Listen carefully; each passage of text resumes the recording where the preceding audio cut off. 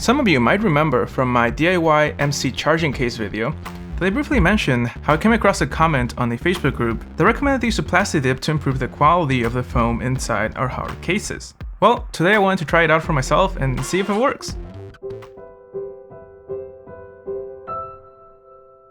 And don't worry, there will be an update to that video soon.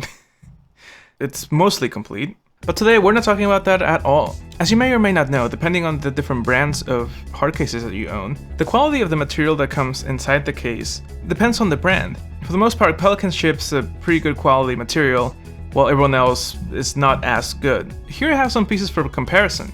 This is the material that comes in the monoprice cases, and a few other brands, they seem to be about the same. As you can tell, it doesn't take a lot of force to see the openings, and the squares are quite large. In contrast, Pelican tends to ship with two types of foam. The layer at the top is a bit different than the ones on the bottom. It is harder to compress than the rest.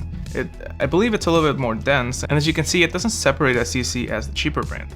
Underneath that layer is a bit of a softer foam, but still very high quality. Still, just as difficult to separate the layers by applying some force, but it does compress easier.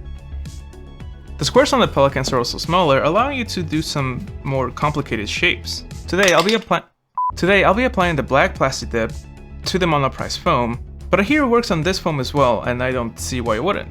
So I'll be doing this to my main lens case bag. As you can see, I was perhaps a bit too ambitious with the placement of the lenses and just how many I'm fitting in this space.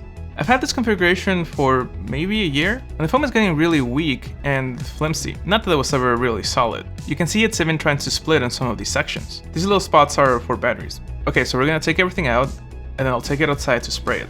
My method of application was fairly simple and lazy. I started applying a light coat with the foam inside the case, quickly realizing that the foam absorbed a lot of the paint and that I could go for heavier coats. In fact, I would say this is recommended as you'll get more penetration with heavier coats, at least in the beginning. The idea with spraying it inside the case was that there would be enough penetration and the paint would help adhere the foam to the case itself and help stick the layers together. After 4 or 5 coats, you really start to see the difference. I then left the case outside for about a day, and here are the results. Much better, I would say. There isn't as much wiggle room when I put the lenses back on, and the foam that was separated are now glued together. I don't necessarily know how long this will last, but I imagine that if I had done this from the beginning, it would have been even better. Upon a closer look, I think if I would do it again, I would take out each layer to get better coverage on the bottom and the top.